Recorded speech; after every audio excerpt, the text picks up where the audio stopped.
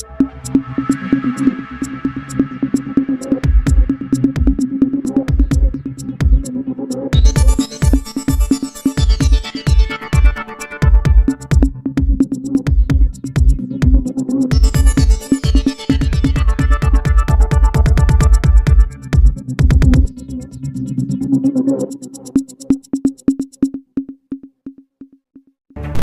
আপনার সঙ্গে দুটো কথা বলতে চাই।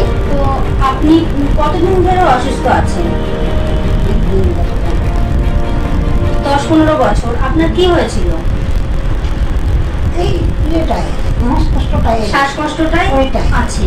তো এখন আপনি কেমন আছেন? এখন একটু ভালোই আছি। কোথা থেকে ডাক্তার থেকে কি আপনি ওষুধ খেয়ে ভালো পাচ্ছেন?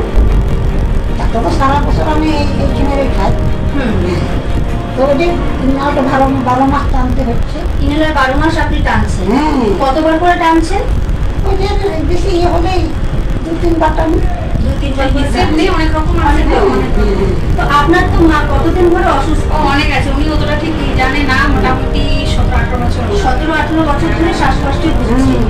তো এখন আপনি কোথা থেকে ট্রিটমেন্ট করার পর আপনার মাকে এতটা সুস্থ দেখলেন? অনেক ডাক্তার আমি দেখিয়েছি, অনেক জায়গায় যেখানে বলেছে সেখানেই গেছি, সেখানেই ওষুধ খেয়েছে। কিন্তু মানে ওই মানে অনেকের জন্য ওইটুকু, তারপরে সেই যে কেসে কিন্তু বাড়ছেই আর কি, কমছে না। তারপরে আমার দিদি এক মানে রিলেটিভের মধ্যে সে খবর দেয় যে এখানে আমি একটা জীবনদীপ হেলথ কেয়ারের একটা ওষুধ খাচ্ছি, তুমি একটু মাকে খাওয়াতে পারো। আচ্ছা। তারপরে আমি ওখানে যোগাযোগ করি, তারপরে মা ওখানকার ওষুধ খাই মোটামুটি। এই তো হসপিটালে ভর্তি হওয়ার পরে 1.5 মাস মোটামুটি খেয়েছে, তাতেই মানে একদম তাই 1.5 মাস খাওয়ার পরে উনি অনেকটাই সুস্থ হয়ে গেলেন। তা এখন আপনার কেমন মনে হচ্ছে যে মা মোটামুটি এখান থেকে ট্রিটমেন্ট পুরো ফুল ট্রিটমেন্ট নিলে পুরোটাই সুস্থ? মোটামুটি সুস্থ হয়ে যাবে, সুস্থ হয়ে যাবে।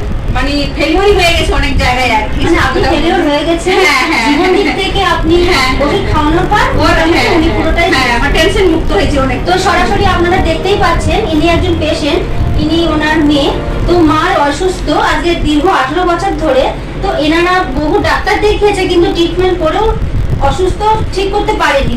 তো জীবনদীপ থেকে হেলথ কেয়ার থেকে ওষুধ খাওয়ার পর আজকে ওনার মা সম্পূর্ণ সুস্থ, নিজের মুখে বলছেন।